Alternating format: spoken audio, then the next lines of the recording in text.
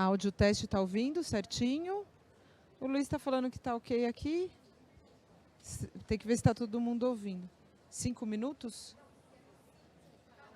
Canal 5. Aqui está 5. Pra mim tá ok. Pra mim tá ok. Não, é só para saber se vocês estão me ouvindo. Tá tudo certo? Então, ótimo.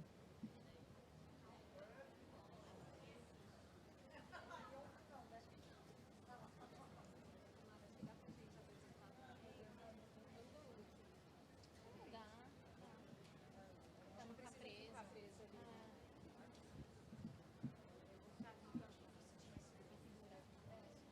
Tá ok. Gente, boa tarde para vocês. Vocês estão almoçando agora, né? Que é bem na hora do almoço. Um horário muito gostoso de falar, porque eu sei que vocês estão comendo um lanchinho aí, que vocês receberam na entrada. De mais um simpósio, né? Que a gente vai começar agora aqui no Congresso. Nessa edição muito especial, que voltou a ser presencial. Eu pude já participar em outras oportunidades como a repórter que estava fazendo ao vivo aqui. Meu nome é Thaís Itaque, sou jornalista da Globo News. Por vezes também faço reportagens para a Globo, né? Somos todos uma só Globo lá. E eu tenho um prazer muito grande em poder participar desse congresso, que tem um carinho muito especial pela Merula, né, a nossa grande amiga e fundadora desse movimento que mexe com muita gente no Brasil, com muitas empresas, com a sociedade civil, privada, né, com os institutos privados e públicos. E o quanto é importante a gente estar falando desse assunto hoje, nesse simpósio sobre câncer de pulmão. Ainda temos um tabu muito grande, né, em relação a essa doença. Eu conversava aqui com as meninas que eu já vou apresentar, mas um pouquinho antes desse início de conversa, a respeito do grande tabu que envolve o câncer de pulmão, porque muita gente pensa que só tem câncer de pulmão quem é fumante, e mesmo esse fumante acaba sendo muito julgado, né? Principalmente, né, pela família, por quem o cerca. E a gente precisa entender um pouquinho que eu acho que a abertura de consciência aqui é o nosso maior propósito, né? Tanto a consciência de quem está em casa, né? Tanto a consciência da própria pessoa que tem a doença, de que tipo de vida ela pode ter, né? De que jornada, né? Como é muito falado por vocês aqui, dessa doença, né? E como que a gente pode desmistificar. Então, hoje eu acho que a gente vai ter uma conversa muito esclarecedora e eu vou apresentar aqui nossas palestrantes. Doutora Carolina Kawamura Haddad, que está aqui ao meu lado, oncologista clínica, coordenadora de oncologia torácica do Grupo DASA de São Paulo e do Hospital 9 de Julho. Muito obrigada pela participação.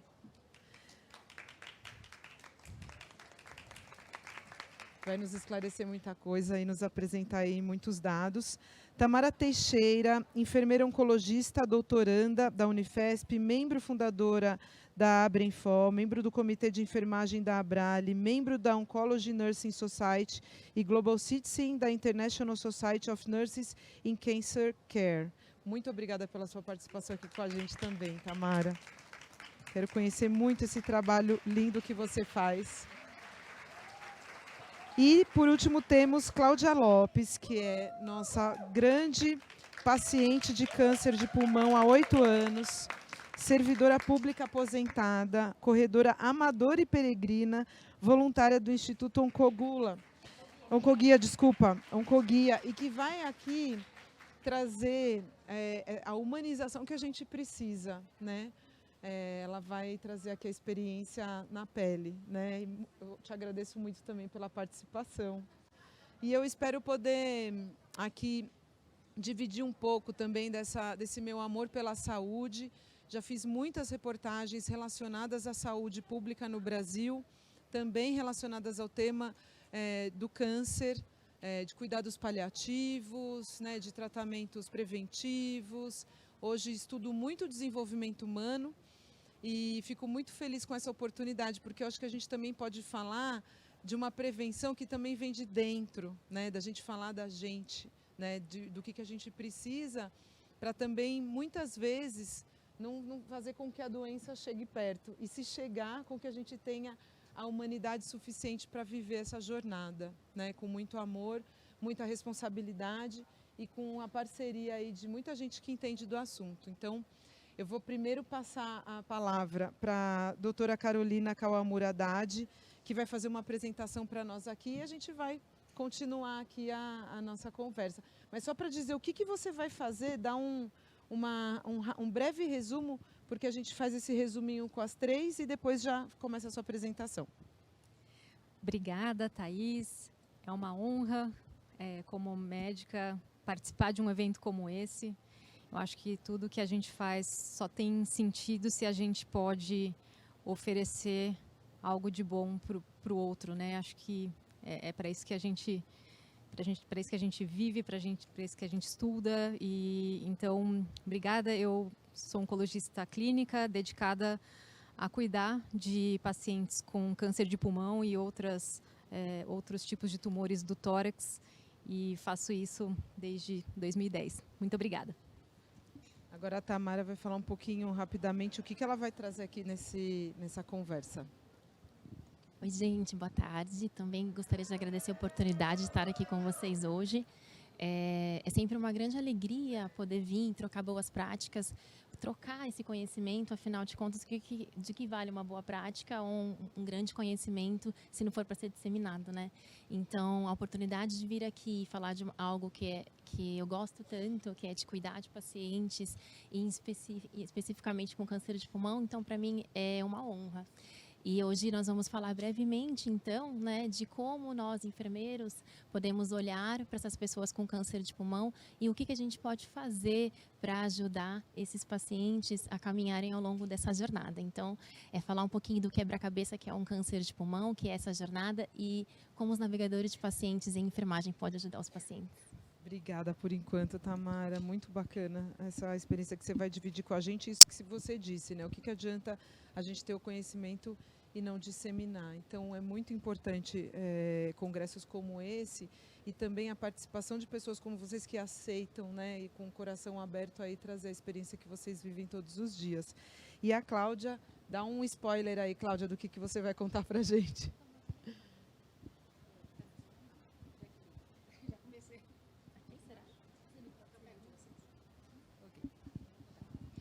Então, eu sou paciente de câncer de pulmão há 8 anos e vim aqui contar um pouquinho, né, da minha jornada e falar que é possível, existe vida após o câncer e é possível se ter saúde mesmo tendo câncer.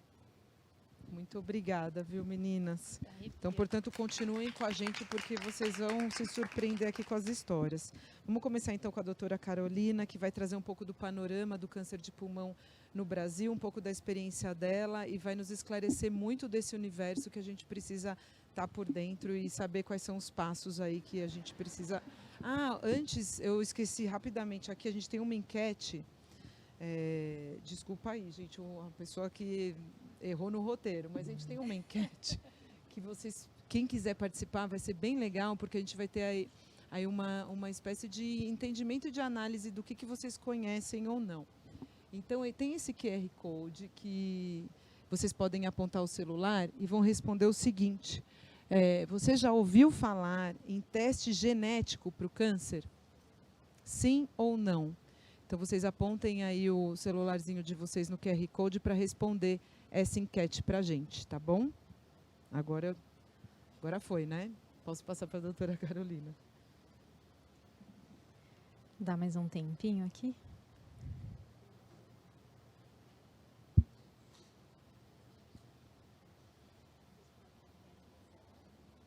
O resultado da enquete é depois, né? É depois, é mais no finalzinho.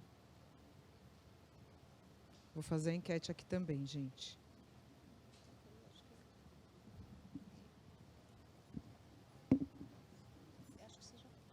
Só um dado importante para passar essa bola para a doutora Carolina: cerca de 84% dos pacientes com câncer de pulmão no Brasil são diagnosticados no estágio avançado da doença, gente.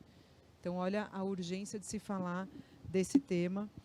Milhares de pessoas morrem por dia e o quanto a gente precisa avançar ainda mais, né? Então, podemos passar, gente? Todo mundo já apontou o celular, deu tudo certo? Maravilha. Com você, doutora Carolina. Obrigada, viu? Bom dia, boa tarde a todos. Então é uma honra participar e a minha missão aqui vai ser falar um pouquinho do cenário do câncer de pulmão no Brasil e discutir um pouco sobre os desafios da jornada dos pacientes e dos familiares e de toda a equipe que cuida desse paciente diagnosticado com câncer de pulmão aqui no Brasil. São potenciais conflitos de interesse. Então, começando a falar um pouco dos números. O câncer de pulmão no mundo, né? Então, se a gente parar para olhar a estatística, por exemplo, de 2020 do Globocam, a gente teve aqui uma incidência, ou seja, mais de 2 milhões de casos novos de câncer de pulmão diagnosticados aí ao redor do mundo. Isso representa quase 12% de todos os tipos de câncer. E em relação à mortalidade, a gente tem quase 2 milhões, 1 milhão e 800 mil mortes, mais ou menos, no ano de 2020, de acordo com essa mesma estatística. 18% das mortes por câncer. Então, a gente está falando de uma doença que ainda é muito letal, né? Que muitas pessoas falecem em decorrência do câncer de pulmão. Se a gente for olhar o número de pessoas que faleceram em decorrência de Covid naquele primeiro ano de 2020, é exatamente o número de pessoas que faleceram por câncer de pulmão. Isso é muito impressionante. Então, isso acontece todos os anos. Está na nossa cara. Então, eu não preciso nem dizer que o tema é de extrema relevância para a gente discutir não só como equipe de saúde ou como pacientes, mas acho que a sociedade como um todo tem que saber da importância desse tema e o que a gente precisa fazer como ser humano, como pessoa, né, dentro da nossa sociedade em relação a esse tema tão relevante. Isso significa que a cada dia, cerca de 5 mil pessoas morrem por câncer de pulmão. Então, do momento que eu comecei a falar até agora, quantas pessoas faleceram ao redor do mundo em decorrência do câncer de pulmão? É isso que está acontecendo o tempo todo. Então, esse número é muito, muito, muito impactante. Como são esses números no Brasil? Bom, no Brasil a gente tem uma questão relacionada a esses números que a estatística não é tão confiável, porque realmente existem várias dificuldades para a gente ter o registro desses casos de câncer, mas o Instituto Nacional do Câncer faz um levantamento aí, anual e a estatística mais recente que a gente tem de 2020, em mulheres, o câncer de pulmão ocupa, em homens, desculpa, o câncer de pulmão é o número 2, né? Mais de 17, quase 18 mil casos em 2020. E a mortalidade, o número 1, nos homens, tá? 16 mil mortes aí em 2020. Entre as mulheres, em termos de incidência, o câncer de pulmão é o número 4, mas em termos de mortalidade, passa a ser o número 2.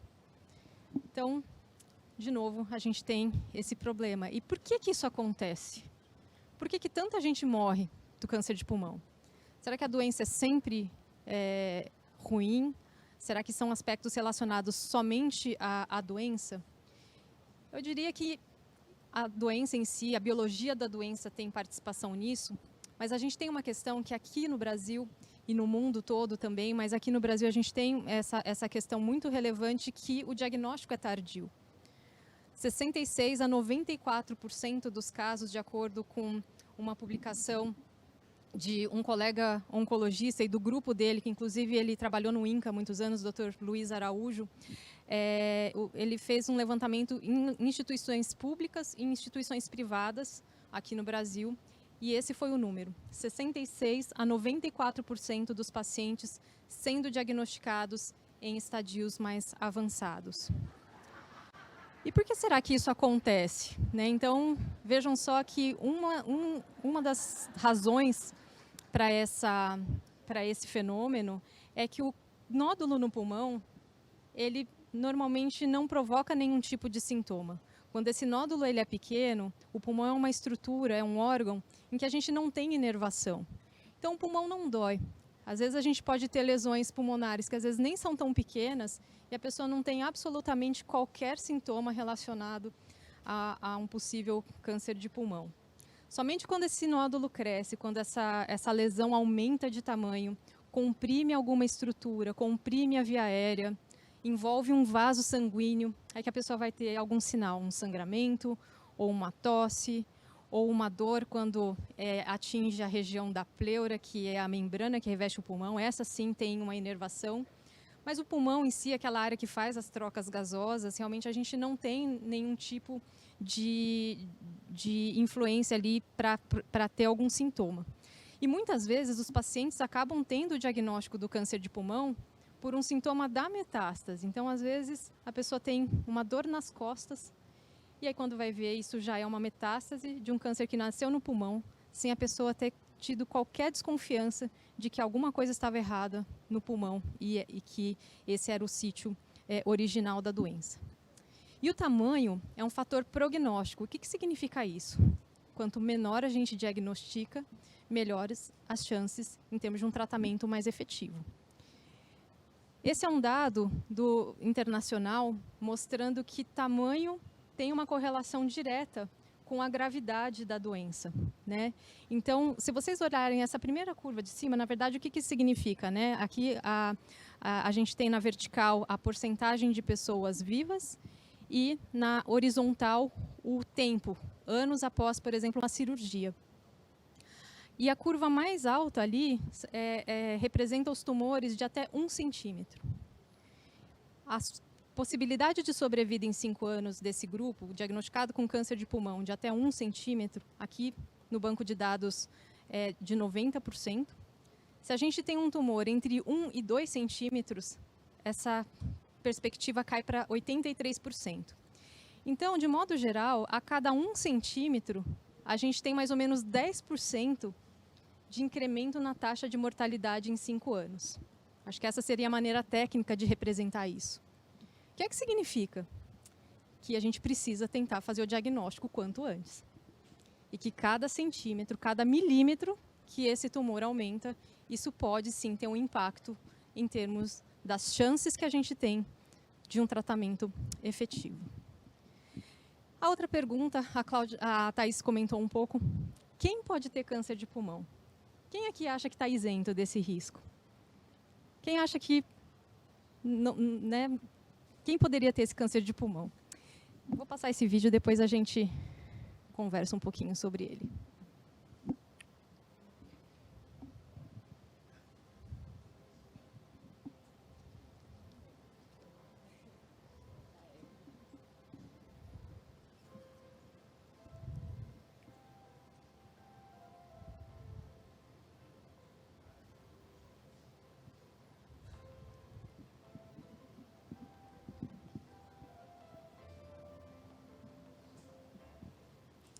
Essa foi uma campanha sensacional que a Oncoguia fez em parceria com a Sociedade Brasileira de Cirurgia Torácica na conscientização do câncer de pulmão. Gente, basta ter pulmão. Se você tem pulmão, você tem risco de ter câncer de pulmão.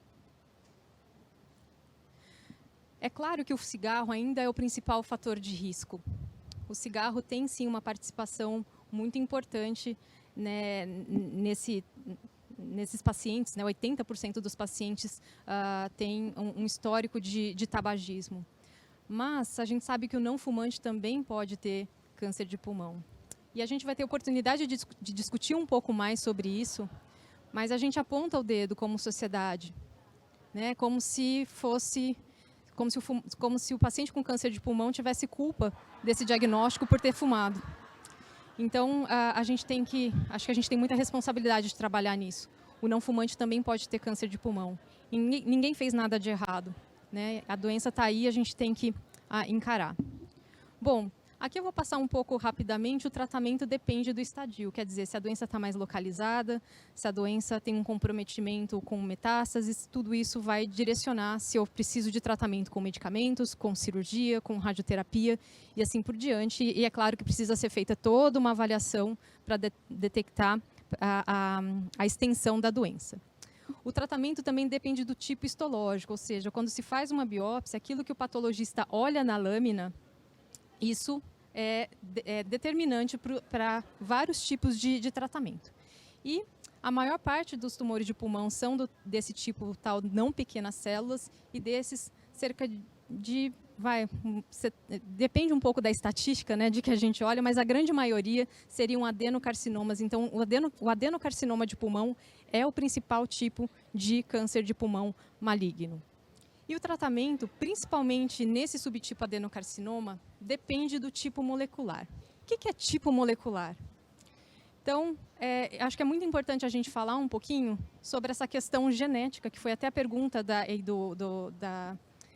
enquete, né? Porque quando a gente fala de mutação genética, de alteração genética, pelo menos aqui, quando a gente está falando em qual tipo de tratamento vai ser mais adequado, eu estou falando de uma mutação da célula tumoral, não é da célula da pessoa. Essa mutação não é hereditária no sentido de transmissão de uma geração para outra, mas é uma mutação na genética da célula tumoral, ou seja, ela sofreu um processo que levou à formação do tumor e, dependendo desse tipo molecular, né, se ele existe, e em grande parte dos tumores de pulmão existe alguma alteração molecular que vai me guiar para um tratamento específico. É como se fosse uma chave e uma fechadura, né? E isso é muito, muito relevante. Esse conhecimento mudou muito aí nos últimos anos. Então, olha só a evolução no diagnóstico e do tratamento sistêmico do câncer de pulmão. Então, até os anos 2000, bastava o patologista olhar na lâmina e falar, olha, pequenas células, não pequenas células, o tratamento era absolutamente o mesmo. E aí, a gente evoluiu um pouquinho, de acordo com alguns subtipos histológicos, mudava um pouquinho o tipo de quimioterapia, a associação de alguns outros tratamentos como antiangiogênicos. Então, isso começou a acontecer mais ou menos até 2009, 2010. Mas nos últimos 10 anos, gente, foi uma mudança drástica, né? Por quê? Porque a gente melhorou o conhecimento da genética da célula tumoral. E essa genética está totalmente relacionada com o tipo de tratamento. Então, imaginem que lá em 2000 eu tratava todo mundo da mesma forma. Então, eu estou vendo um conjunto de doenças extremamente heterogêneas, que hoje eu sei que tem uma genética completamente diferente, e eu tratava todo mundo da mesma forma. O que vocês imaginam que acontecia? Um tratamento com muitos efeitos colaterais e pouco eficaz. E veja, eu não sou contra a quimioterapia. A quimioterapia ainda tem um papel muito importante no tratamento. Mas a gente precisa direcionar isso de uma maneira mais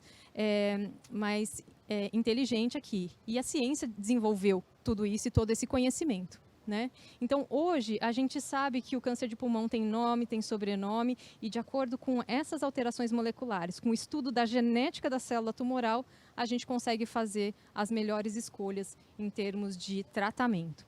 Isso é fundamental. Isso não tem como a gente pensar no tratamento do tumor de pulmão, seja ele localizado, seja ele avançado, não tem como a gente pensar no tratamento mais adequado sem hoje ter uma discussão, pelo menos, de câncer de pulmão. Existem algumas exceções que não precisam do teste molecular, mas a grande maioria precisa ter esse conhecimento, né? Em câncer de pulmão, a gente tem pelo menos 10 alterações que são relevantes para a tomada de decisão de tratamento.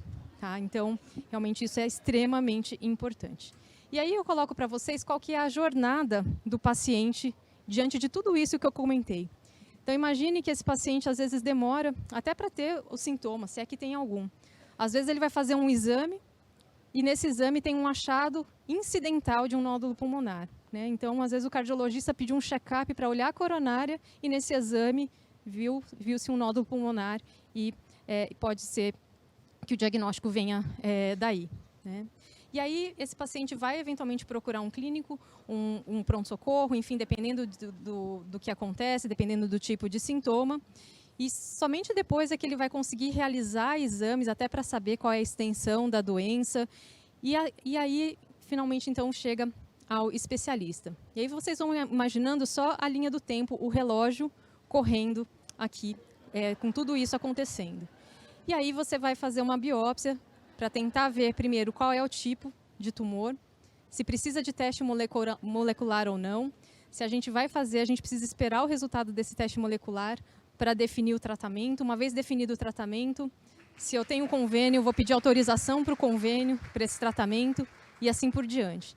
Então, é uma jornada muito, muito longa que a gente tem desde a primeira suspeita até efetivamente esse tratamento começar.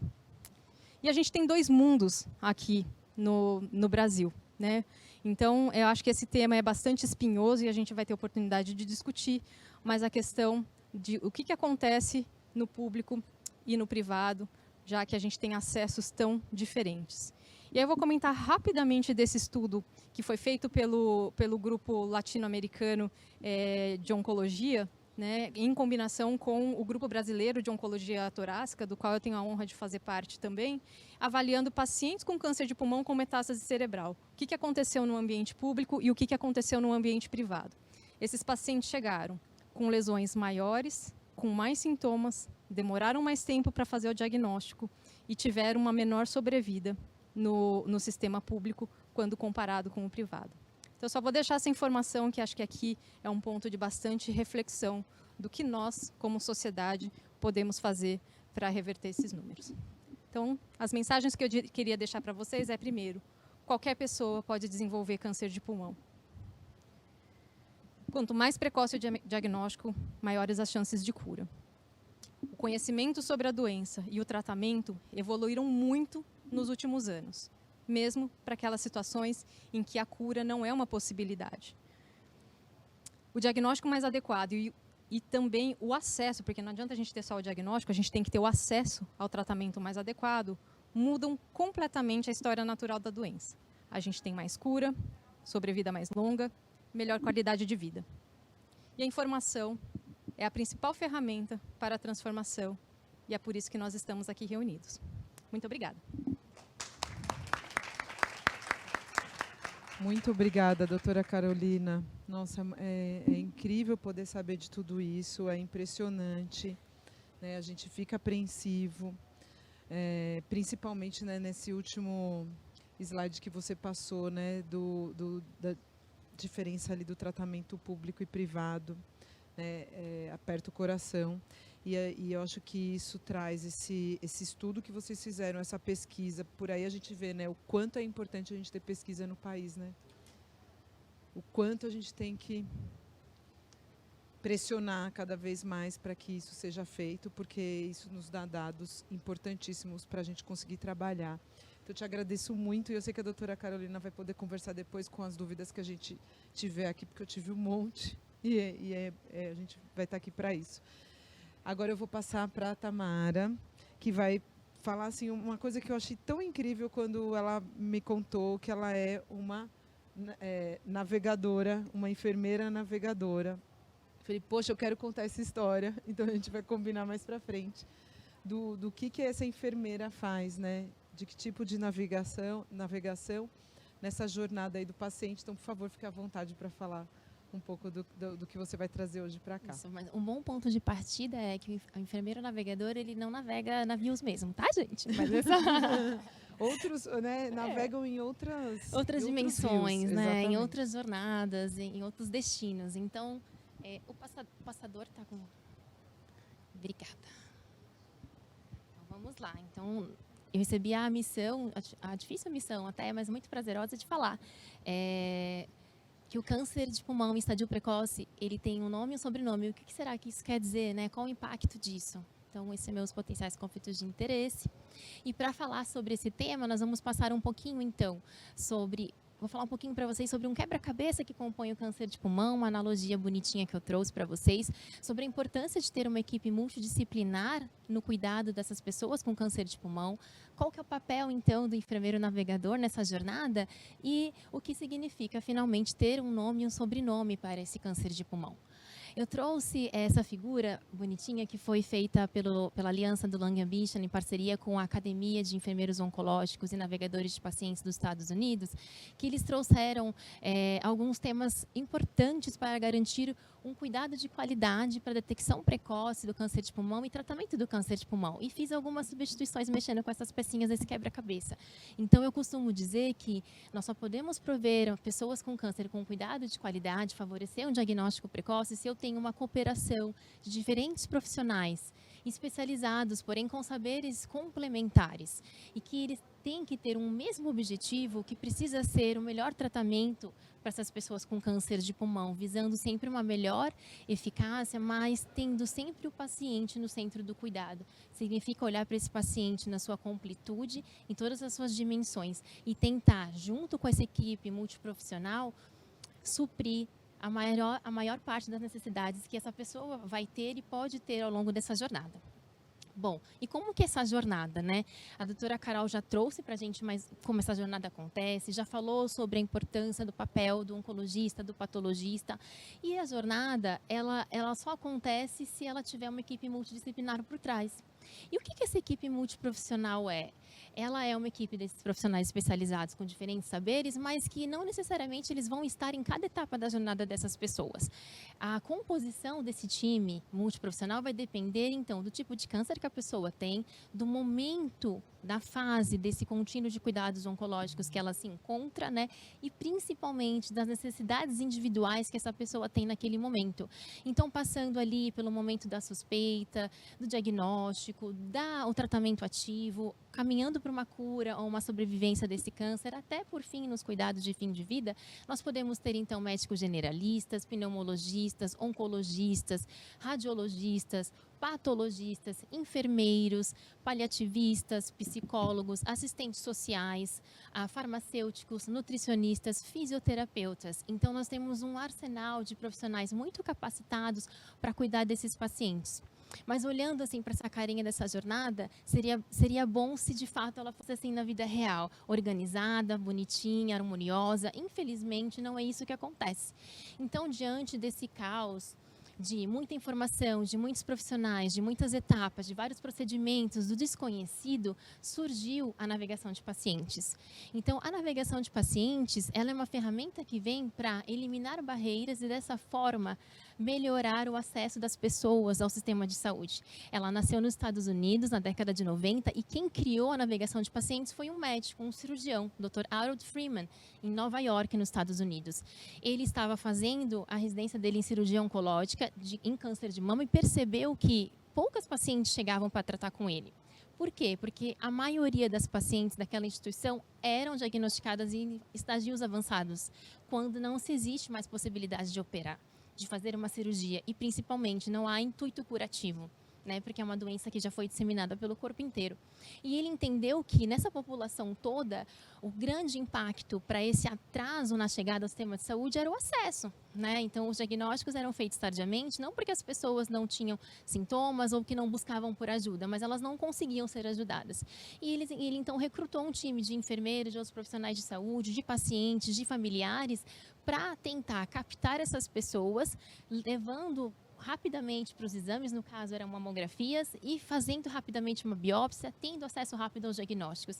E ele conseguiu, então, dobrar a sobrevida dessas pacientes em 5 anos, que é um dado que a doutora Carol trouxe em câncer de pulmão, isso fazendo o comparativo em câncer de mama, que foi onde a navegação de pacientes surgiu, e ele conseguiu também aumentar em mais de 50% a taxa de pacientes diagnosticadas em estadios mais precoces, ou seja, com maior chance de cura. E aí, quando esse paciente chega nessa jornada, ele vem, meu Deus, quem vai me guiar? Né? O que eu faço agora? Por onde eu começo? Qual vai ser o meu norte nisso tudo? O norte é o navegador de pacientes. O navegador de pacientes se torna a bula, se torna o guia para essa pessoa que foi diagnosticada com câncer. Então, ele consegue coordenar todos esses cuidados, essas etapas, esses procedimentos, esse tanto de informação que a pessoa recebe de vários profissionais diferentes, sendo elo de comunicação entre a pessoa, a sua equipe multiprofissional e o seu sistema de saúde. Ele identifica possíveis barreiras que esse paciente, essa pessoa pode apresentar que possam prejudicar a adesão ao tratamento. E junto com a equipe multi propõe soluções. Eu tenho uma mãe idosa que eu não posso deixar sozinha para para vir para as consultas e para o tratamento, ou eu tenho uma criança que eu não tenho com quem deixar, eu tenho que trazer ela para o tratamento agora na Covid, que não pode trazer acompanhante, né? Eu não tenho condições de me deslocar, eu preciso ter 4 conduções para chegar no hospital, eu não tenho dinheiro, eu não tenho tempo. Então, são diversas, né, as barreiras que podem ser encontradas, e faz parte do papel do navegador entender todo esse contexto biopsico, sociocultural e espiritual que o paciente se encontra e que possam oferecer algum risco ao acesso e à adesão ao tratamento para que nós possamos trabalhar em cima delas. Nós também temos perdão, passou. Peraí, deixa eu voltar. Então, nós também temos a função como enfermeiros de manejar clinicamente esse paciente que pode estar com um nível de angústia, que a gente chama em oncologia como de estresse, esse paciente que pode ter sintomas da doença e depois, posteriormente, do tratamento. Então, enquanto enfermeiro profissional da saúde, eu posso olhar, avaliar fisicamente, clinicamente esse paciente, junto com a equipe médica, propor as soluções e endereçar esses problemas. Além disso, faz parte do papel do enfermeiro educar o paciente e família sobre a trajetória dele no sistema de saúde, mas também sobre a sua doença e sobre o seu caminho ao longo do tratamento, sobre cada procedimento, sobre cada tipo de medicamento, sobre os efeitos colaterais, sobre como se cuidar em casa. E por último, e não menos importante, ele faz a gestão do tempo. Então, nós sabemos que o câncer é uma doença tempo sensível. Quanto mais tempo passa, menos chances eu posso ter de ter um resultado melhor com o meu tratamento. Então, a questão de gestão do tempo é primordial. Eu preciso, então, ter um diagnóstico mais rápido, ter o meu estadiamento mais rápido, eu preciso ter o nome e sobrenome do meu câncer mais rápido, eu preciso ter o meu tratamento definido mais rápido e começar logo esse tratamento. Então, por que a gente se preocupa tanto com o câncer? Porque existe uma série de etapas que nós não podemos pular. Então, a pessoa precisa ter um oncologista, ela precisa ter a sua biópsia, ela precisa ter o resultado, ela precisa medir o quanto essa doença tem extensão, né? A extensão dessa doença que a gente chama de estadiamento, se ela é localizada ou se ela se espalhou. Ela precisa saber, sim, se ela tem alguma mutação que tem um tratamento específico para ela e para, enfim, iniciar o seu tratamento. E durante o tratamento, o que se espera é que o tratamento não seja interrompido para não prejudicar a eficácia dele. E tudo isso é sempre numa corrida contra o tempo, porque o câncer realmente ele não espera. E por que é tão importante assim saber o nome e o sobrenome? A doutora Carol trouxe os avanços da oncologia, trouxe as questões das curvas de sobrevida em relação ao quanto antes foi feito o diagnóstico, maior a chance dessa pessoa estar viva em 5 anos, e trouxe que houve uma evolução no tratamento, nada contra a quimioterapia mais uma vez, mas que sim, hoje, se eu souber o nome do meu câncer, o tipo do meu câncer, se eu realizar os testes moleculares e descobrir se eu tenho uma mutação que é o gatilho da multiplicação das células, né, da reprodução desse câncer, o médico tem então a informação necessária para poder definir um tratamento específico para esse paciente, que é mais eficaz e que provavelmente vai levar a ter uma maior qualidade de vida, porque ele não vai ser inespecífico como a quimioterapia e não vai, ou melhor, vai agir muito menos em células que não sejam células cancerígenas, então vai ter menos toxicidades. E, a partir desse dado, ele também consegue, com o nome e sobrenome do seu câncer, determinar qual vai ser o melhor plano de tratamento e qual a melhor sequência para ele, que isso é um grande desafio quando a gente pensa no plano A, plano B, plano C, para o tratamento do câncer de pulmão. Então, isso nós chamamos de oncologia de precisão, saber o nome e sobrenome, o tipo, subtipo e a mutação para atacar no alvo, para ir na raiz do problema, que é o gatilho para o desenvolvimento do seu câncer. E assim surge, então, o papel do navegador, e olhando especificamente para essa jornada, o câncer de pulmão é um estágio precoce, né? O que um navegador precisa fazer? Né? Então, o navegador, eu vou virar para cá, porque agora a minha idade avançada não está me permitindo eu olhar os meus slides, é aquele problema de DNA, né? Data de nascimento avançada, sabe, gente?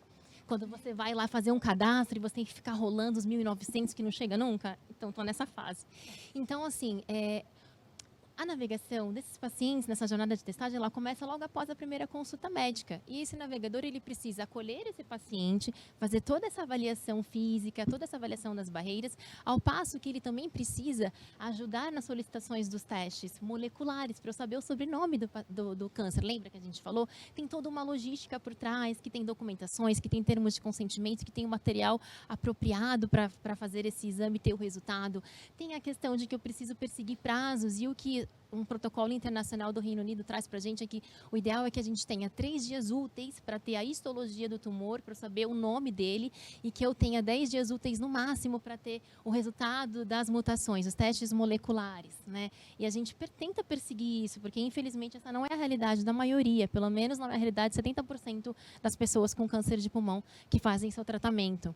Nós precisamos então convocar o paciente quando todos os resultados dos exames saem, para encaminhá-lo para a equipe médica, para ter a definição de tratamento. E após tudo isso, eu preciso explicar para o paciente como vai ser essa jornada para ele cumprir todo esse tratamento, todos os profissionais, todos os medicamentos, todos os exames que ele vai ter que fazer, e também correr atrás de todas as autorizações quando a gente fala em saúde suplementar, né? Porque os planos, eles estão lá para nos ajudar quando a gente precisa, mas na hora que a gente mais precisa que eles resolvem empacar a nossa vida, no momento que a gente não pode empacar. Então, a gente precisa conhecer como que é esse processo de autorização, ter um bom relacionamento com esse time para correr atrás mesmo e perseguir que esses prazos sejam cumpridos para finalmente ter o início do tratamento. Gente, não é à toa que a gente fala que existe uma lei para tentar garantir que entre o diagnóstico e o início do tratamento não se passem mais do que 60 dias, Thaís. Essa é a nossa lei no SUS, 60 dias, né? Então, pensa que aquela ampulheta do tempo está contando e os dias vão passando.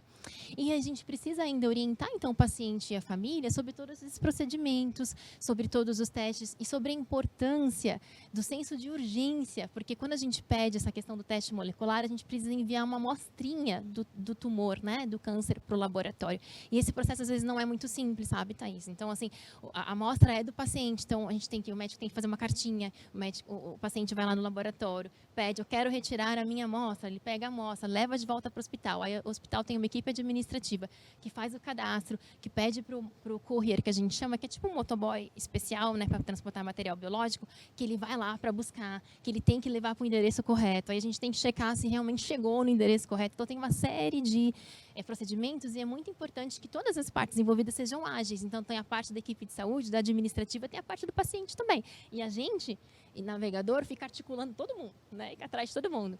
E aí a gente precisa, então, garantir que tudo que foi agendado tenha sido executado e que tenha tido o seu resultado, né? Nessa parte mais administrativa, enquanto a gente tenta minimizar a ansiedade, porque a pessoa está lá esperando, meu material foi, eu estou esperando para saber, e aí, doutora, né?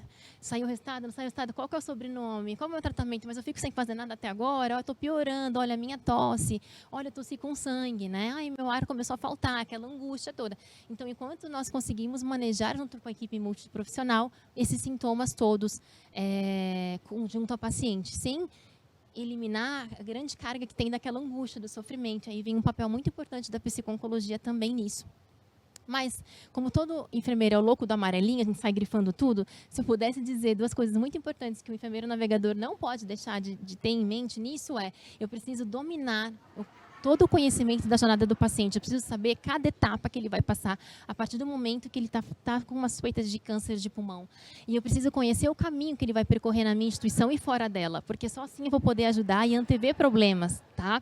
E ter aquele famoso jogo de cintura do se vira nos 30, né? A gente tem que se virar mesmo nos 30, porque nós precisamos contornar rapidamente todo e qualquer imprevisto. E assim, resumindo, chegando ao final aqui, se a gente for olhar bem de perto, pegar uma lupa e olhar para a importância de tudo isso que a gente falou, a mensagem que eu queria deixar para vocês né, que todo câncer tem o seu nome e o seu sobrenome. E a depender desse nome e sobrenome, eu vou ter uma jornada específica, tá? E um tratamento direcionado para ele, caso esse sobrenome venha desenhado nesse teste molecular. E essa jornada só é possível de acontecer se eu tiver uma equipe multiprofissional comigo, né? Profissionais especializados, capacitados e complementares.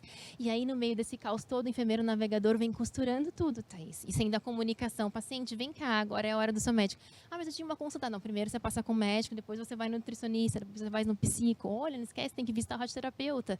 Ah, hoje é dia de infusão, vamos lá, hoje é dia de infusão. Então, assim, a gente tem que, né, ir fazendo todo esse papel e chamando o paciente, a atenção dele para que ele cumpra. São muitos compromissos, né? Para que ele cumpra todos eles. Manejando os sintomas, manejando toxicidades e buscando sempre colocar os interesses do paciente e da família em primeiro lugar. E só assim, dessa maneira, a gente consegue, então, ter os melhores resultados. Um tratamento mais eficiente, porém com uma melhor experiência para o paciente, à medida que eu estou lá para norteá-lo e para guiá-lo, ele não está só, ele não está sozinho, ele não está mais perdido nesse caos, né, da jornada de um câncer, e principalmente com qualidade de vida. Então, era essa a mensagem que eu queria deixar para vocês hoje. Nossa, uma maravilhosa mensagem. Muito obrigada. Eu queria já perguntar uma coisa. Você trabalha onde? Porque se eu tiver algum problema, eu vou ali. Onde está a Tamara, gente? Então, hoje, o meu trabalho é só através do meu doutorado, né, na Escola Paulista de Enfermagem, na Universidade Federal de São Paulo, e é com câncer de pulmão, implementação de um programa de navegação de pacientes no SUS, né, e no privado para pacientes com câncer de pulmão. E o que eu faço para ajudar, né, eu faço muita mentoria para os enfermeiros e divulgo muita informação para pacientes, mas tudo isso é através da parte de educação permanente e educação continuada. Mas em hospital eu não estou mais, assim, fixa no hospital. Sou enfermeira, estou no hospital, não tenho mais bandeira. Eu posso ir para qualquer lugar. Não, você tentou pegar para você, não deu certo. Ai, gente. Mas olha só, eu fiquei pensando aqui, por mais Tamaras, né, no serviço público de saúde, principalmente. E olha que papel importante desse da costura, porque isso é muito complexo. E esse médico americano que viu essa necessidade e que viu na enfermagem, olha só, que olhar maravilhoso, né, de captar essas pessoas que realmente, né, é essa coisa da consciência mesmo. O paciente não tem consciência, a família não tem consciência, chega ali de uma forma muito atrasada, né? Eu li uma notícia, eu acho que ontem ou anteontem, da implementação no Sistema Único de Saúde da enfermeira navegadora para câncer de mama. Acho que a Tamara deve ter até mais informações sobre isso. Então, eu acho que eu considerei isso um grande avanço. Para mim, foi assim a notícia do ano. Que legal. De ver isso nas manchetes. Que maravilhoso. Vamos falar mais sobre essa função. Eu acho que a gente precisa disseminar mais essa informação e nós, jornalistas, estamos aqui para isso também. Com tá certeza. Bom? E só aproveitando o gancho da doutora Carol, então, na verdade, foi sancionada a lei, virou lei, né? A criação de um Programa Nacional de Navegação para mulheres com câncer de mama. Mas, infelizmente, na lei não diz sobre categoria de navegadores, né? E pela descrição do que está nessa lei, tudo nos leva a entender que tratam-se de navegadores leigos, não clínicos, né? Então, essa função toda clínica de manejo de pacientes não entraria porque eles não têm o conhecimento, o background para executar essa função. Então, seria mais uma navegação pensando na fase pré-diagnóstica, pré-diagnóstica até o diagnóstico e, no máximo, até o início do tratamento, porque isso também não está definido, pelo menos não no que está público, né, de domínio público. E aí a principal função seria agendar consultas e exames, isso está escrito na lei, e fazer o elo de comunicação entre as pessoas e os profissionais de saúde. Então, tudo leva a crer que provavelmente vai ser ou um leigo ou um assistente social, não entraria no contexto ainda de um manejo clínico do paciente. Ainda teria que ter essa força maior. Tem que maior. ter mais esse... Exatamente. Aí é o que a gente vê o que falta, qual é essa lacuna para preencher e começar a ir atrás e ir para cima, né? Mas, nossa, muito bacana esse trabalho. Muito obrigada mais uma vez pela sua apresentação. E agora eu vou trazer aqui a Cláudia Lopes, que vai trazer uma experiência que eu acho que muitos dos que estão nos assistindo têm algum familiar ou a própria pessoa que está vivendo essa jornada desse tratamento. Então, muito obrigada pela sua participação. Por favor, levante. E uma primeira pergunta. Vixe.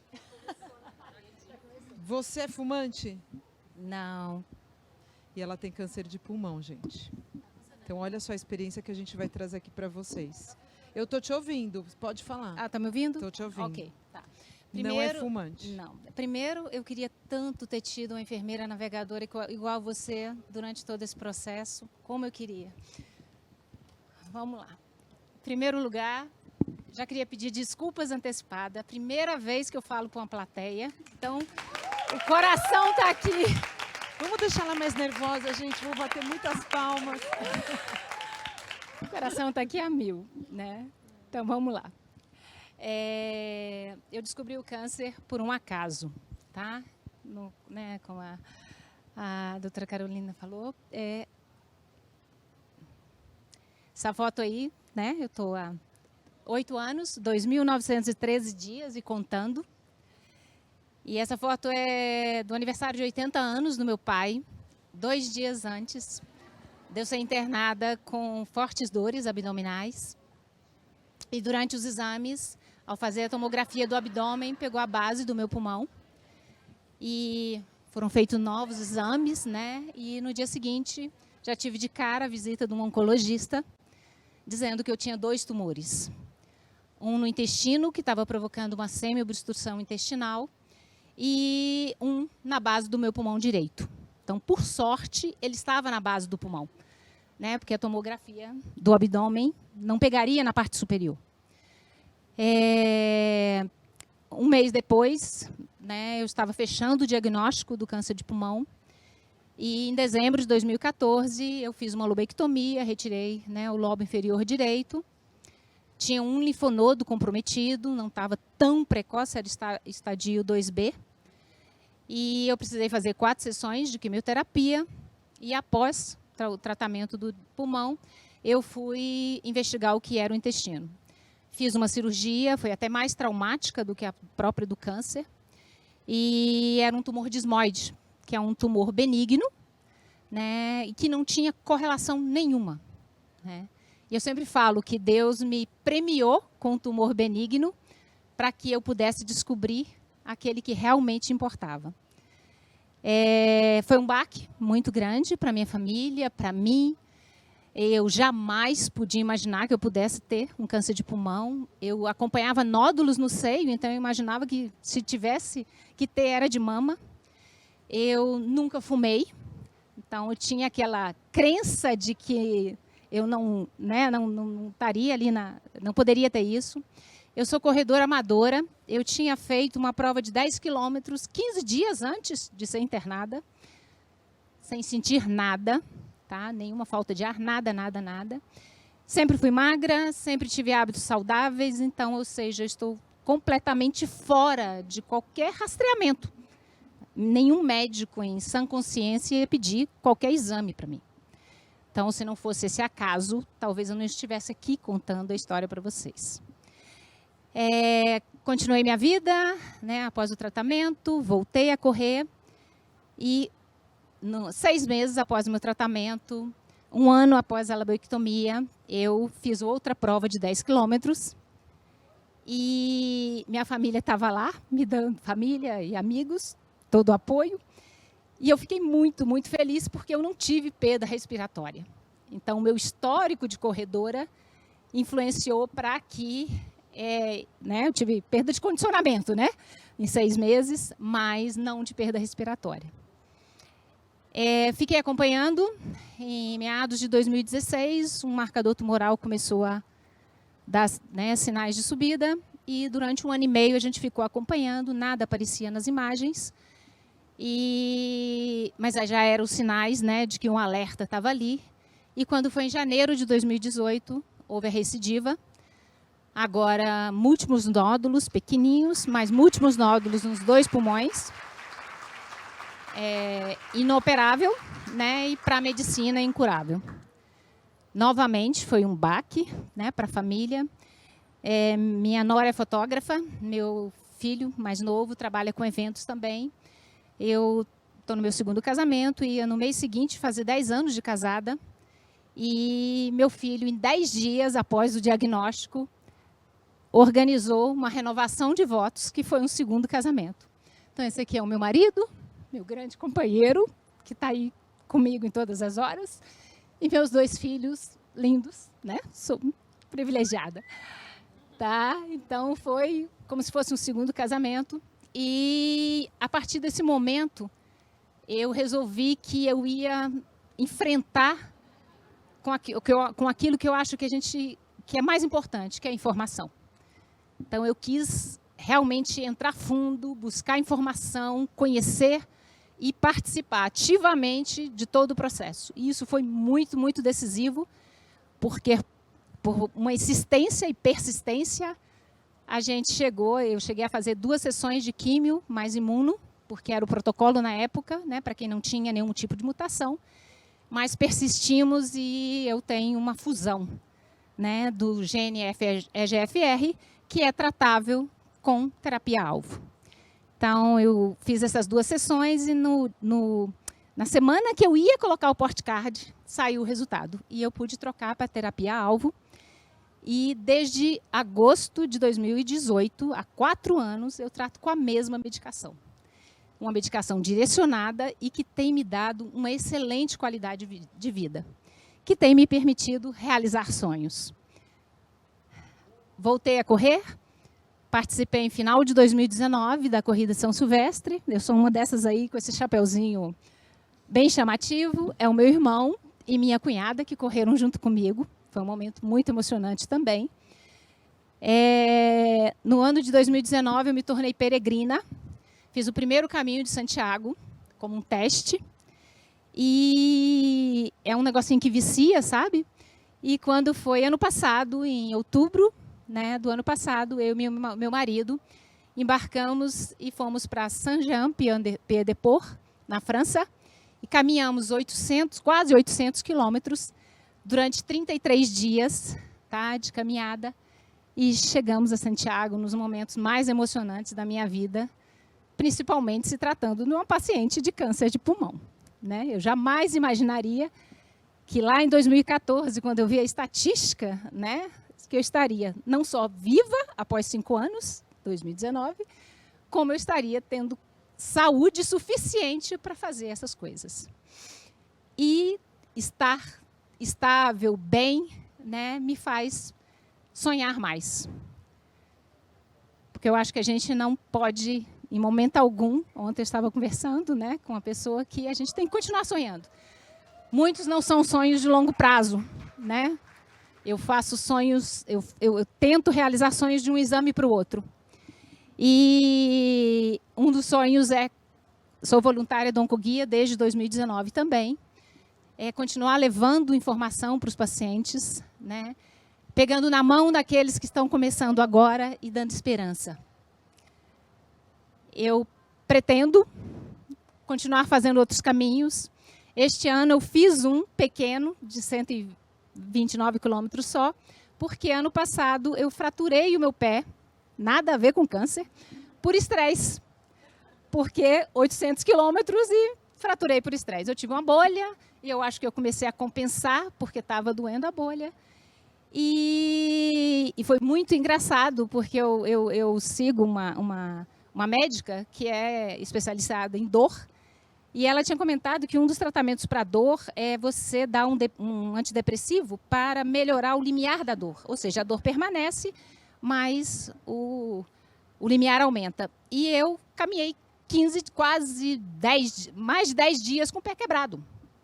Eu sentia dor, tomava analgésico e tudo mais, e no último dia, o penúltimo dia foi na raça, e o último dia eu não senti dor nenhuma. Eu acordei, tomei o analgésico e o analgésico segurou. E eu mandei uma mensagem para essa médica, e essa médica falou assim, eu falei, é possível que pela excitação de estar chegando em Santiago, meu organismo esteja funcionando como um antidepressivo?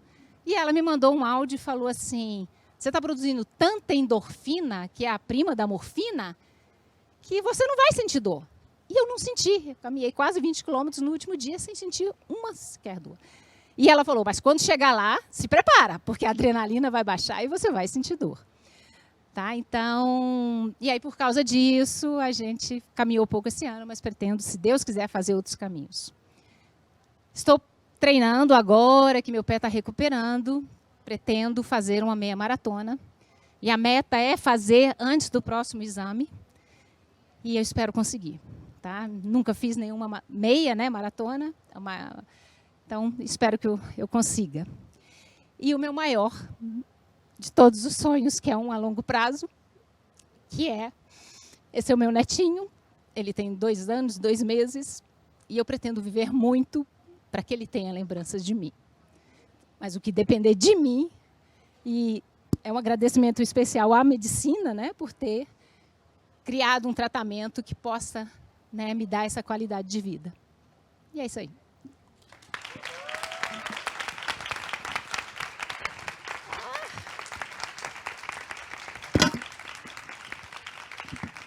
Quem é que vem me substituir aqui? Porque não dá, né? Não dá para continuar com uma história dessa, gente. Desculpa, mas Tem uma coisa que a gente aprende tanto com os pacientes de câncer, já que a gente está falando, não só também de câncer, mas com as pessoas que têm uma doença grave, né? Mas principalmente de câncer. Eu já fiz uma reportagem com um paciente que ele estava em estágio terminal, né? E era para falar sobre cuidados paliativos nesse estágio, né? Porque a gente sabe que os cuidados paliativos, eles estão para todos os pacientes, né, de câncer, mesmo os que curaram e que precisam estar ali de olho.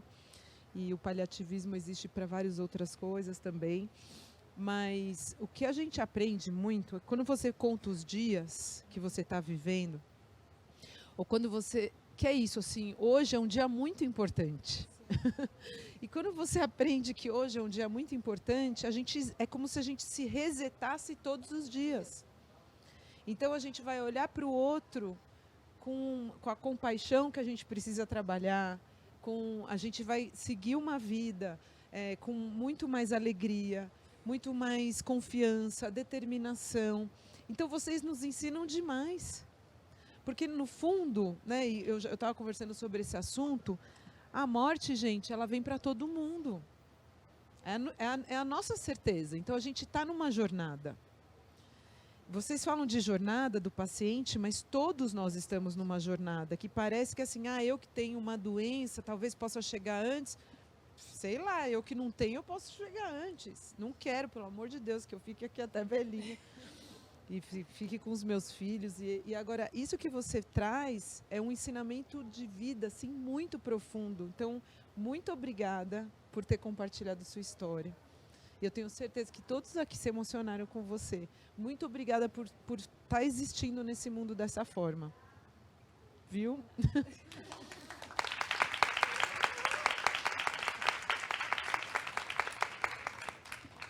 E agora a gente continua, gente, não sei como, mas assim... Se a gente tiver no tempo... Tá esgotado ou não? Tem tempo, né? Tem tempo ainda. Esse tempo esgotado, tem um tempo esgotado aqui, mas acho que está errado. A gente vai discutir um pouco aqui algumas questões, né? Eu anotei algumas perguntas e também tem as perguntas que vocês vão fazer aí para a gente também, né? Então a gente vai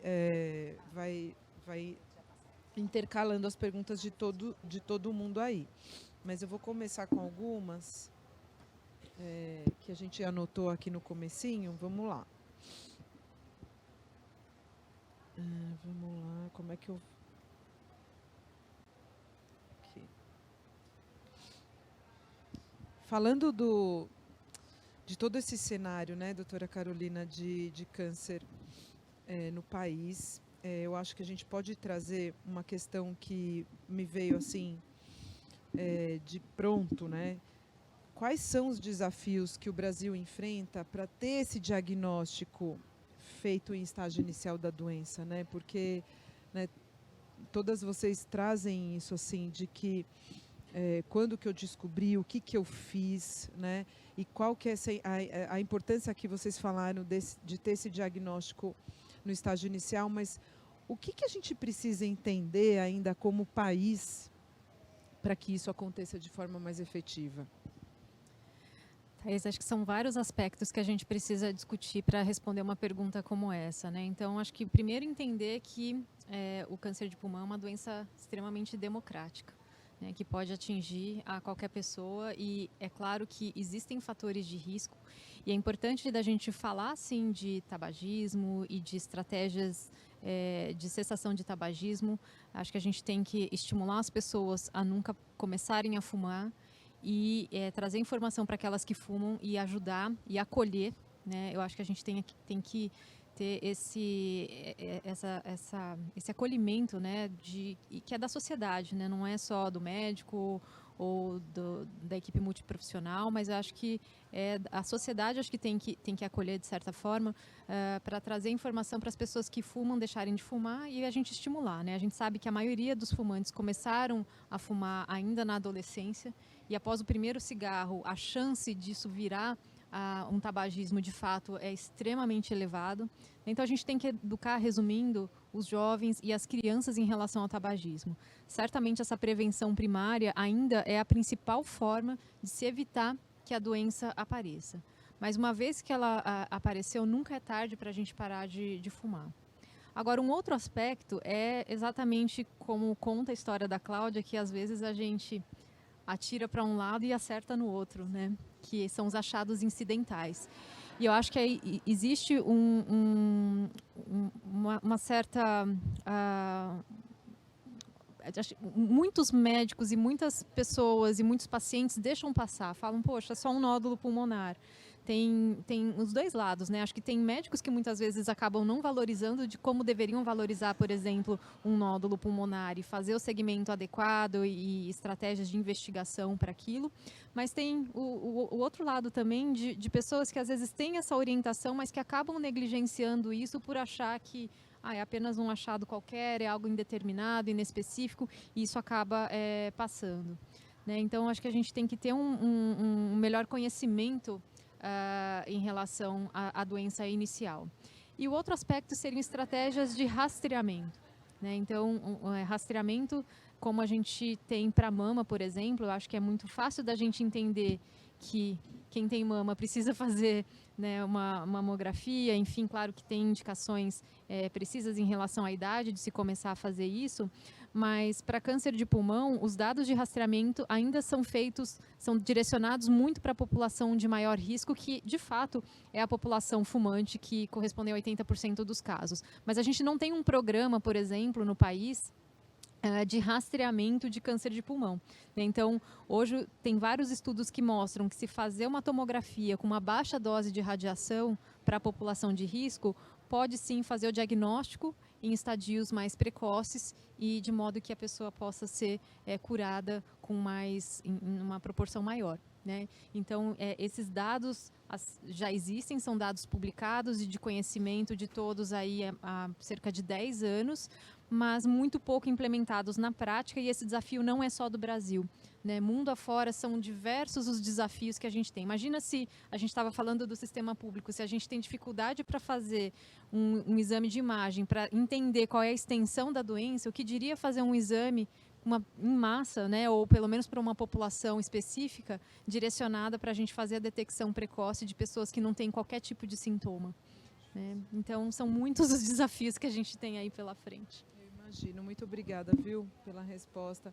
Cláudia, imagina que foi a primeira vez que ela falou, né? Fez um simpósio, gente. Imagina a primeira vez desse jeito. Imagina como vai ser a segunda, a terceira.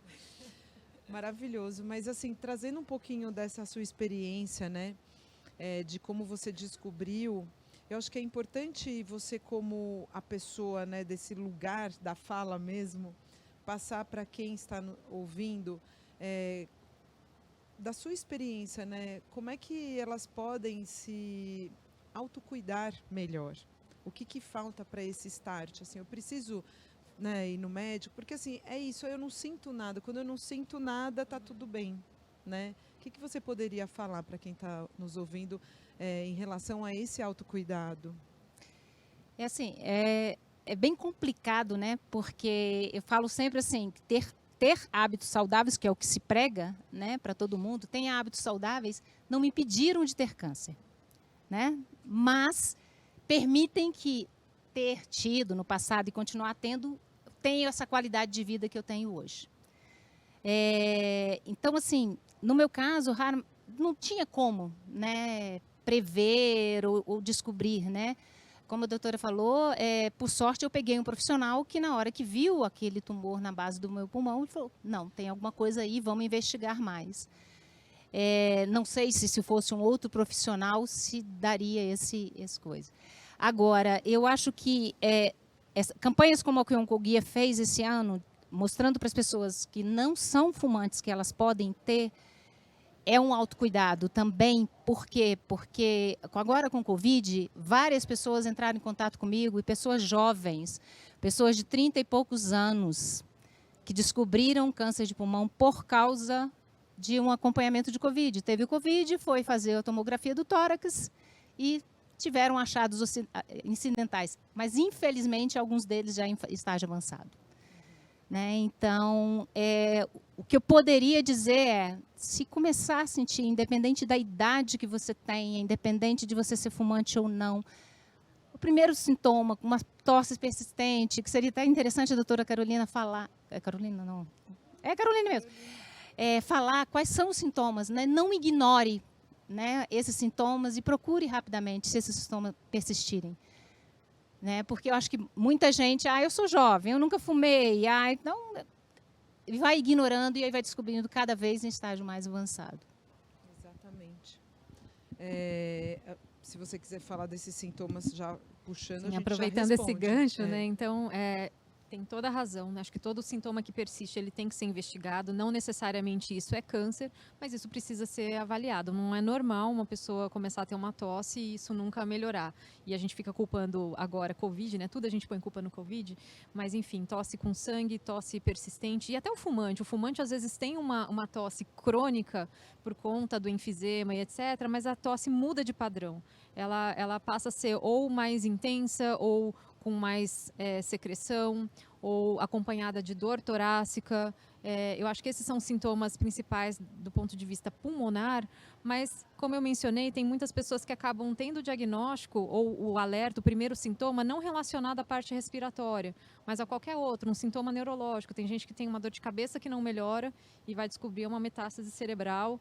Claro, não é o principal diagnóstico diferencial de cefaleia, mas todo sintoma persistente. Eu tenho muita dor de cabeça. Todo sintoma persistente precisa ser avaliado. Né? É assim que a gente acaba fazendo o diagnóstico. Entendi. Né? Não, é super importante, a gente olhar para a saúde independentemente dos sintomas. Posso só né? Claro, fica à vontade. Né? Acho que é bem isso, né? E assim, é difícil as pessoas entenderem essa diferença, né, do sintoma que você já tem para o que pode ser um câncer, mas o que a gente costuma falar para paciente é isso, né? Se ficou diferente, ou se aumentou, ou se está te incomodando mais, tem que investigar. E um outro ponto bem importante, assim, que até vi muito isso numa viagem recente que eu fiz, a gente tem que fazer essa campanha, assim, com a população jovem, com as crianças que estão vindo em relação ao tabagismo, mas também tem os fumantes passivos, né? Que é super comum, porque você quer socializar, você não quer se excluir da sua roda de colegas, de amigos, né? Enfim, e as pessoas estão lá fumando e você está do lado. Então, também tem um risco para quem é fumante passivo, que a gente fala, né? Com certeza. Puxando um pouco do gancho, né, para descobrir antes. A gente está falando aqui, até a gente colocou na enquete, né, se as pessoas conhecem aí um teste, né, genético, né, que possa falar, olha, você pode vir a ter, né, você tem uma predisposição genética, né? Então eu queria só puxar essa discussão desse acesso ao teste genético, né, e essas implicações éticas e práticas de se ter um teste como esse que pode fazer com que eu saiba, né? Trazendo um pouco da experiência da Angelina Jolie, né? Sim. Em relação ao câncer de mama. Eu acho que é muito importante a gente falar sobre essa questão do teste genético, né? Porque são dois tipos básicos de teste genético que a gente pode dizer. Um deles é o teste genético que a gente chama de germinativo, que é, por exemplo, o caso da Angelina Jolie, para descobrir uma predisposição genética na genética da célula dela, e aquilo está em todas as células e que ela pode eventualmente passar de uma geração para outra, né? E isso tem genes já bem estabelecidos que predispõem a maior chance de se ter vários tipos de câncer, e são várias síndromes hereditárias com predisposição a câncer bem estabelecidas, e tem essa genética em que a gente estuda a genética do tumor no sentido de escolher um tratamento específico para combater aquele tumor. Então, assim, todo tumor, ele não seria um tumor se ele não tivesse muitas alterações genéticas. A célula tumoral é uma célula, assim, completamente modificada no seu DNA. Mas existem algumas mutações muito específicas, alterações genéticas muito bem estabelecidas, que são exatamente o gatilho que faz com que aquela célula realmente tenha o poder de proliferação e de invasão e de gerar metástase, de aumentar de tamanho e assim por diante. E através da biologia molecular, com a evolução dos testes e das técnicas e do conhecimento, a gente viu que a gente consegue identificar uma mutação específica de cada célula, e em câncer de pulmão eu procuro por 10 hoje, e provavelmente no futuro próximo vou ter muito mais do que isso, e que cada uma delas tem um remédio muito específico que atua nessa alteração. Né? Então, isso, se eu fizer um teste das células da pessoa como um todo, se eu fizer, sei lá, pegar a célula da mucosa, que normalmente a gente faz o teste germinativo da Angelina Jolie, mas se eu pegar um paciente com câncer de pulmão, que tem, por exemplo, um tipo de mutação como o que o tumor da Cláudia tem, eu não vou encontrar essa mutação, eu só vou encontrar a mutação na célula tumoral. E é por isso que o remédio atua só lá. Né? Então, é um remédio que é muito mais eficaz e com muito menos efeito colateral. Né? Esse efeito de chave e fechadura, ou seja, o remédio consegue atuar diretamente na célula que é portadora dessa alteração genética. Então, são duas genéticas diferentes que é importante a gente diferenciar. A genética da célula tumoral específica e a genética no sentido de predisposição a câncer. E como é que está funcionando esse universo, né, desses tipos de testes no Brasil? O acesso a ele? Ainda é um grande desafio, não é só aqui no Brasil, mas no Brasil a gente tem um grande desafio para os pacientes com diagnóstico de câncer de pulmão de terem acesso. É claro que existem vários programas e consórcios das indústrias farmacêuticas para disponibilizar esse tipo de teste, mas de fato a gente não tem isso bem regulamentado nem no âmbito privado nem no público. Né? Então realmente é um grande desafio ter esse acesso. A gente precisa, de fato, empoderar a sociedade, os pacientes, para que isso também seja feito. E, claro, toda a educação médica e de toda a equipe que cuida desse tipo de câncer. Mas é um desafio, isso realmente não está disponível e, felizmente, aqui no Brasil a gente tem bons programas patrocinados pela indústria farmacêutica que disponibilizam testes da melhor qualidade. Posso só complementar? Quer dizer, bom saber, né, de toda essa tecnologia, né, da área médica, mas que ainda precisa aí continuar, que ainda está muito no comecinho, né, de implantação. A grande questão realmente é o acesso, né, porque essa evolução ela veio, se estabeleceu e está muito bem documentada, como a doutora Carol falou. A grande questão é ter o acesso. Então, por um lado, no sistema privado, né, a gente tem a Agência Nacional de Saúde que regulamenta o funcionamento dos planos de saúde, das operadoras. Eles têm um rol, então eles precisam nesse rol de cobertura colocar, incluir os testes e vai entrando teste a teste, é bem difícil. E uma vez que tenha sido feita essa inclusão no rol, que acontece somente a cada 2 anos e não são só a cada 2 anos que nós temos as descobertas, né, das novidades, de novos testes, novos alvos moleculares, de novas drogas. Eu não tenho certeza se ainda está há 2 anos, porque tem uma luta muito grande. Já mudou, né? Agora é anual.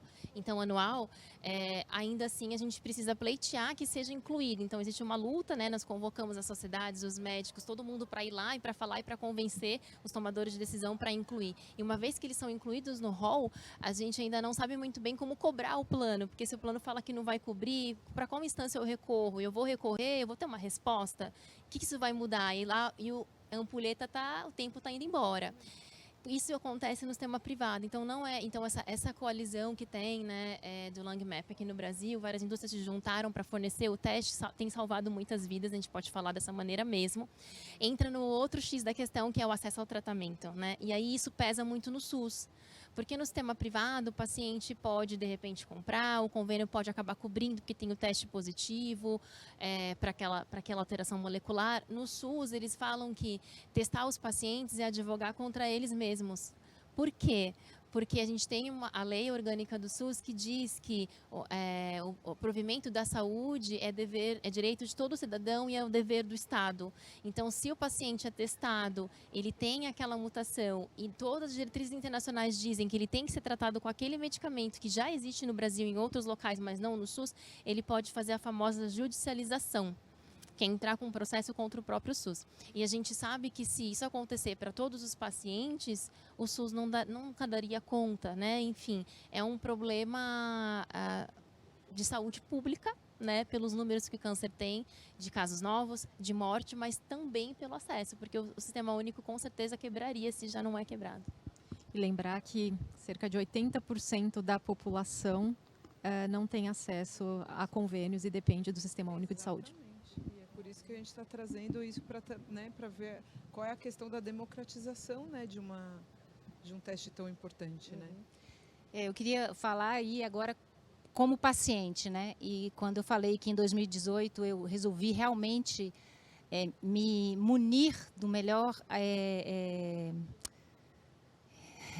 recurso, que é a informação. Então, o paciente que sabe da importância paciente de câncer de pulmão, que começa a se informar sobre a doença e sabe da importância de saber o nome e sobrenome, esse paciente vai correr atrás dos direitos dele. Ele vai correr atrás desse teste, né, molecular, ele vai correr atrás de conseguir o tratamento. E isso vai fazer realmente a diferença, né, para que você realmente viva. Importantíssimo. A gente tem algumas perguntas aqui, mas que eu até vi que vocês já responderam, né? Para a Cláudia, né? Como é que você impacta mais pacientes sobre a sua jornada? Você contou um pouquinho, né, do seu compartilhamento, né, em cima também do instituto, do movimento. Isso. Logo no início, logo que eu descobri em 2014, eu tomei uma postura muito de não divulgar para ninguém. Meus filhos sabiam, eu queria esconder até dos meus pais, da minha família. Aí, quando teve um linfonodo comprometido, eu precisei ficar carequinha. Aí, contei para os meus pais.